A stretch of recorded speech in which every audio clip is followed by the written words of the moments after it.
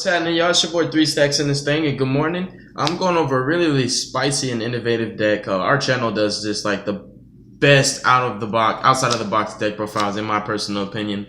Like we've just done some stuff that you've never seen anywhere. So today I'm going over a Shinobird, True Draco, Qliphort deck. Shinobird, True Draco, Qliphort. How do we name that? Shino Qli Dracos. There we go. So it's really interesting, and it's like, I don't know why I just wanted to make this deck. I sit here in my laboratory and I think of all kinds of synergy and be like, this works with this works with that. Let's do it. So I was like, this works, let's do it. All right, so we're playing two Shinobird Peacock and two Shinobaroness Peacock. So they both, basically, they're peacocks. One's the king, one's the queen. They're really powerful, actually they're really powerful. They're level 8s, which it helps, you know, if you tribute Masterpiece or you just banish spirits from your grave for the ritual summon. But when the king is ritual summoned, he bounces up to 3 monsters back to the hand. And then he can special summon a spirit monster from your hand, ignoring its summoning conditions. It's a level 4 or lower, so, you know, it's kind of like a limited thing. But during the end phase, he's a spirit. All the rituals are spirit, which makes him interesting. He goes back to the hand, but he special summons 2 Shinobird wind type tokens that have 1500 attack and defense, and they're level 4s. They're level 4, so if they happen to live, you can either ritual summon for him again, or guess what? The tokens that you leave on the field, you contribute them for Masterpiece on your opponent's turn. So the Shinobarons have great synergy with Masterpiece. You know, losing Knuckles, it's like, you kind of need to have monsters on field to make Masterpiece on your opponent's turn, and the tokens are still counted as still counted as monsters, so you can tribute the tokens as monsters for your Masterpiece. And then a Shinobaroness Peacock, which it's an ugly queen, but it's okay. When she's ritual summoned, she basically does the same thing that Baron does, except she does it to back row. So Baron bounces up to 3 monsters back to the hand. She shuffles up to 3 spells or traps back to the deck. So she doesn't bounce, she shuffles, but this gets rid of 3 and this gets rid of 3. If you ritual summon them in the same turn, you can potentially clear an entire established field, which is pretty darn impressive. So it's like, wow. And the cool thing is, it's rituals, so it's a bit harder to play around it. Like, you can't actually like strike a ritual summon, obviously. So, you know, these are easier to get off versus like, if you synchro summon from a monster, your opponent can still like strike the synchro summon. You can't strike the summon of a ritual monster, and when they're ritual summoned, they go off, which is really cool. And then basically her other effect, after she resolves the shuffle effect, she special summons a level 4 or lower spirit from your deck, ignoring its summoning conditions. And same thing as the king, when she goes back to your hand during the end phase, she brings out 2 level 4 wind tokens that are at 1500 attack and defense, which sets you up for Masterpiece. It could set you up for rank 4s, but you never really want to do that. And it also sets you up to make them again. Basically, once you make them, they make sure that you can make them again during your next turn, because the 2 level 4s equal 8 and they're level 8s. If it's making sense, you can always ritual summon for them. So as long as you can protect the tokens that they have, you know, that they bring out, it's pretty darn impressive, which is really nice. So the king and queen of the barons, the Shinobirds, like, these are the only Shinobirds that are actually like good, and they're not even birds, they're barons. And then 2 copies of Masterpiece. Masterpiece is really strong in this deck. It's like, these are your pushes. When on your turn, the barons are your pushes to make, you know, basically to break boards that your opponent made, and kind of get that push during the end phase. They kind of tag out and leave the monsters you need to make your Masterpiece. So the deck actually synergizes very well. I don't understand why people aren't playing Shinobird Dracos, but Shinobird Dracos are insane. It's like, I don't know how I come up with these ideas, man. It's crazy. I feel like I'm mad genius sometimes. 3 copies of Nikotama and 3 copies of Aratama. These are like the best spirit monsters. I was going to play that Draco dude that says, like, if a spirit monster is bounced, you draw a card, but it's really slow, and I just wanted to play the best spirit monster. So it's literally like, you just play the Shinobirds, the barons themselves, and then you play Nikotama and Aratama, and that's like it.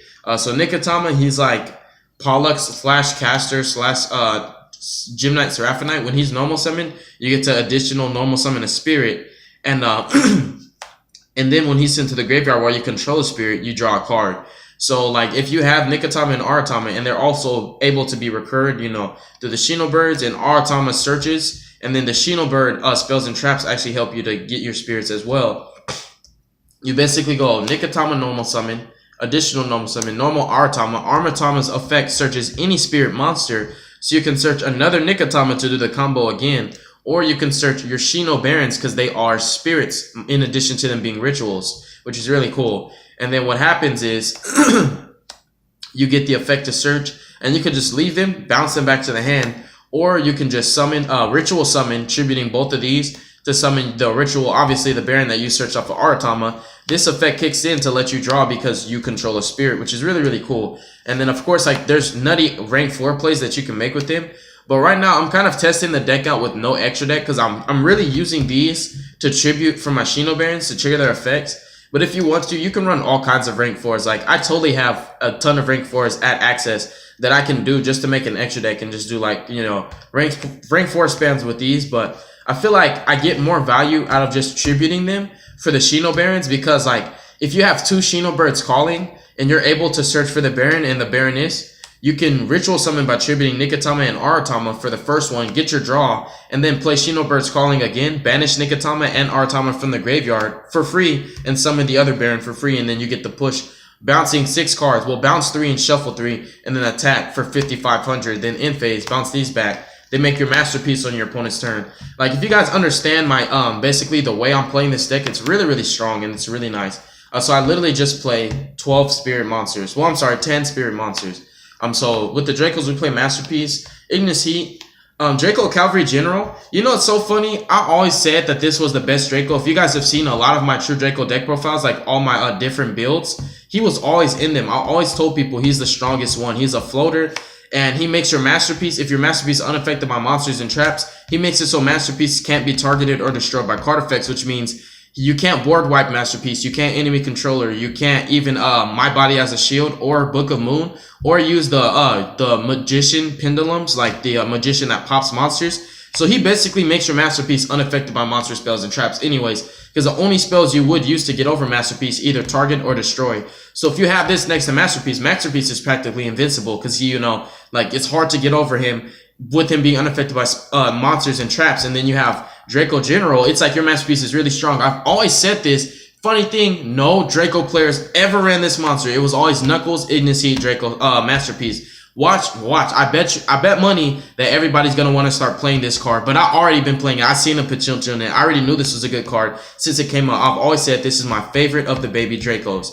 And like people are sleeping on him now. Guess what? People are gonna run him, and I already like knew this. Like I already knew what's up. I see the potential in cards that people say are bad, and then they end up looking stupid because the same card people said this was bad. Watch and everybody starts playing it though. He's really good. I always loved him. I never didn't run him in any of my Draco profiles. Like you guys know this, you've seen him. And then one Draco, Majesty Maiden the Draco caster. She's really good for making your Masterpiece because if you have the continuous trap, her effect will literally search Masterpiece, and then you just play the trap and tribute her and make Masterpiece. And then for the spice, we play Scout, Monolith, Double Helix, and Double Carrier. Just a very small Qli engine. So the Qlis have really, really clutch interactions when you tribute them. When you're either tribute summoning for your Dracos or making your Masterpiece, you get to clear more cards. If you're making your Masterpiece, you could tribute like a Helix and then a trap, and then you get to pop a monster and pop a spell or trap. So it's similar to tributing a spell and trap. Or if your opponent has too many monsters, and let's say like he bounced 3 monsters, but your opponent still has too many monsters. He has like 2 more, and then like 1 in the extra monster zone because now you can control 6. You tribute your Masterpiece by tributing Trap and Hit Carrier, so you'll pop a monster and then bounce a monster back to the hand, which leaves 1 monster left and you just attack over it. It's just really, really clutch. Like this deck makes and breaks boards like a freaking savage.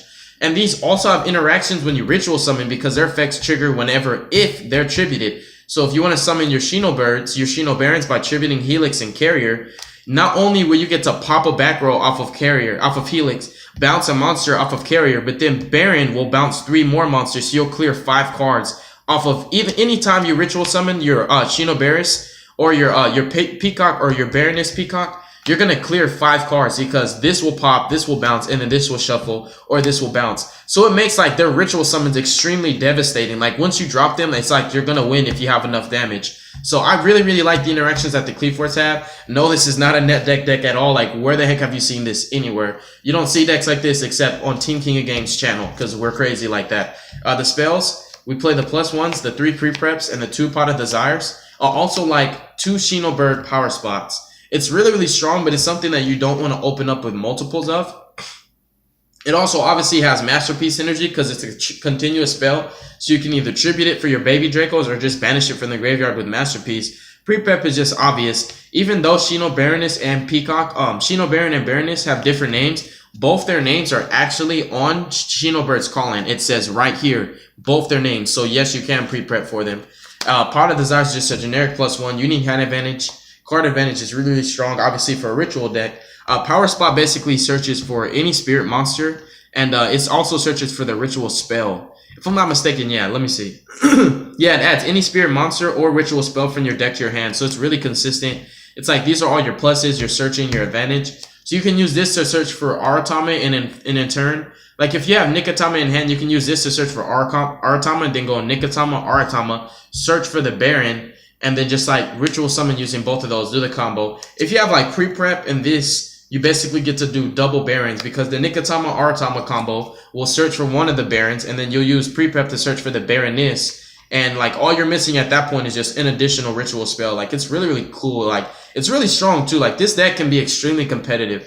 Then we're playing 3 copies of True Draco Heritage. I wanted to maximize on this because it's like returns at 1. You still need a lot of continuouses to tribute. Even though you have the Shinobird power spot, it's like this is still really strong because it plus is pretty heavy. And also, spoiler alert, I'm not playing diagrams in this deck. This is a diagramless Draco build, which is really, really interesting. It makes it like a deck where it's like, okay, without diagram, you really have to work for your stuff now. Then we also play 2 Disciples of the Draco Phoenix. Recycling is still important. Oh my gosh, we lost 1 returns. I mean, we lost 2 returns, so that's literally 2 less Draco cards that, you know, you can't recycle. And then Knuckles, like, oh my gosh, we can't recycle Knuckles anymore. We can't recycle Return. Let's not play Disciples. No, let's still play Disciples because recycling your Masterpiece is important. Recycling your Ignicies is important.